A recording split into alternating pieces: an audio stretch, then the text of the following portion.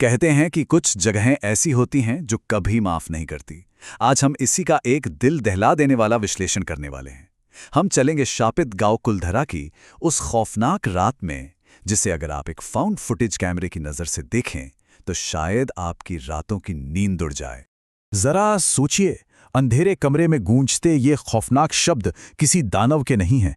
ये शब्द निकल रहे हैं 12 साल की एक मासूम बच्ची माही के मुंह से, जिस पर किसी बेहद पुरानी शैतानी शक्ति ने पूरी तरह से कब्जा कर लिया है।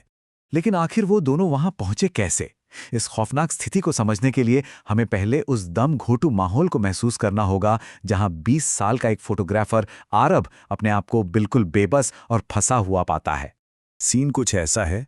बाहर सुनसान कच्चे रास्तों पर रूह कंपा देने वाली घनी धुंध छाई हुई है, और वो दोनों भाई बहन जिस पुरानी पत्थर की कुटिया में हैं, उसके भारी लकड़ी के दरवाजे बाहर से बंद हैं। और सिर्फ बंद नहीं, उन पर पुरानी भस्म लगी है और जंग खाई जंजीरें लटकी हैं, जैसे किसी चीज को अंदर ही कैद रखने की कोशिश की गई हो। बाहर तो जो था सो था, लेकिन असली खौफ तो कुटिया के अंदर शुरू होने वाला था। वो जगह आरव और उसकी बहन के लिए एक ऐसा जाल बन गई थी जिससे निकलना अब नामुमकिन था। आप सिर्फ टाइमलाइन देखिए। माही जो एकदम शांत थी, अचानक कुछ ही सेकंड्स में हड्डियां टूटने की एक भयानक सी आवाज आती है। उसका सिर झटके से 90 डिग्री तक मुड़ जाता है और उसके गले से एक ऐसी गीली भयानक खड़खड़ाहट निकलती है जो किसी इंसान की हो ही नहीं सकती। और फिर उसी विकृत हालत में माही के मुंह से एक बहुत भारी, कई आवाजों से मिलकर बनी एक गूंज निकलती है, यहां से जाने का कोई रास्ता नहीं है आरव। एक गलत रास्ता तुम्हें यहां लाया, लेकिन खून तुम्हें वापस खींच लाया। ये वो सदियों पुरानी आत्मा थी जो उस गांव की मिट्टी से बंधी थी, और अब वो आरव को अपना खतरनाक इरादा साफ साफ बता रही थी। ये सब देखकर आरव बुरी तरह घबरा जाता है। वो लड़खड़ाकर पीछे गिरता है। उसके हाथ से उसका डीएसएलआर कैमरा छूट जाता है और कैमरे की फ्लैशलाइट फर्श पर पागलों की तरह इधर उधर लुढ़कने लगती है। अब यहां माही का जो शारीरिक बदलाव है वो रोंगटे खड़े कर देने वाला है। वो किसी इंसान की तरह नहीं उठती, बल्कि ऐसे उठती है जैसे वो कोई हिंसक कठपुतली हो जिसके धागे किसी अदृश्य शैतान के हाथ में हो। उसकी उंगलियां भयानक आवाज के साथ पीछे की तरफ टूट जाती हैं, आहें पूरी तरह सफेद हो जाती हैं, और फिर उसका शरीर उस जमा देने वाली ठंड में हवा में तैरने लगता है।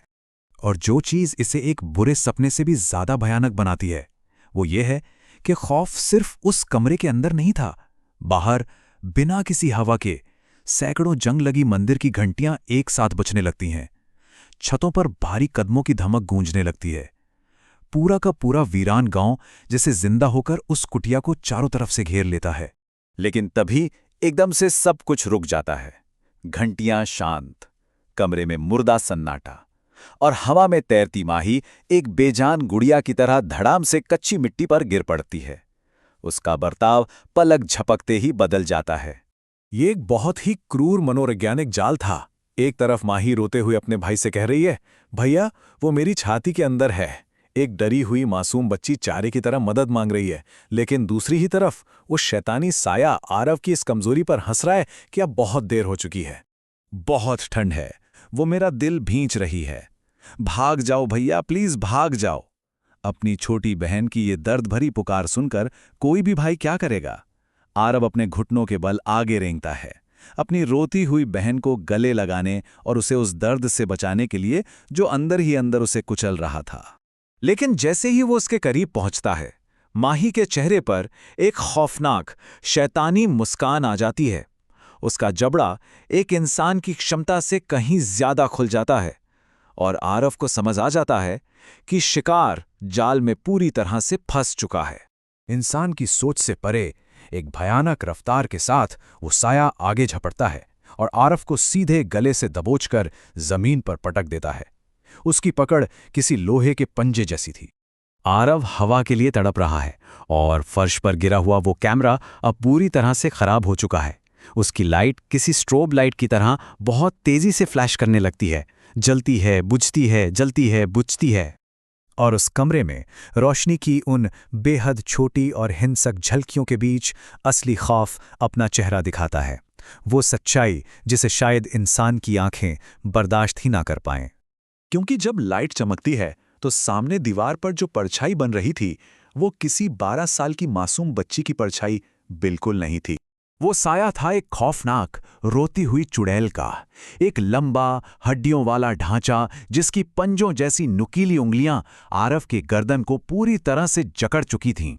कैमरा उस खौफनाक सच्चाई को कैद करता है और अगले ही पल लाइट बुझ जाती है और वहां सिर्फ और सिर्फ मौत जैसा घुप अंधेरा छा जाता है। आप खुद को उस दमखोटू अंधेरे में सोच कर देखिए, जहां आपको कुछ दिखाई नहीं दे रहा और अचानक सन्नाटे को चीरते हुए मंदिर की एक अकेली कान फोड़ू घंटी की आवाज गूंज उठती है। इस खौफनाक विश्लेषण के बाद हमारे सामने एक बहुत ही भयानक सवाल रह जाता है।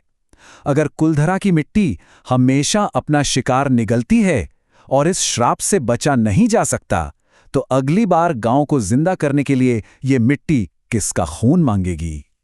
और हां, अगर आप ये विश्लेषण रात के अंधेरे में अकेले सुन रहे हैं, तो भूल कर भी पीछे मुड़कर मत देखिएगा।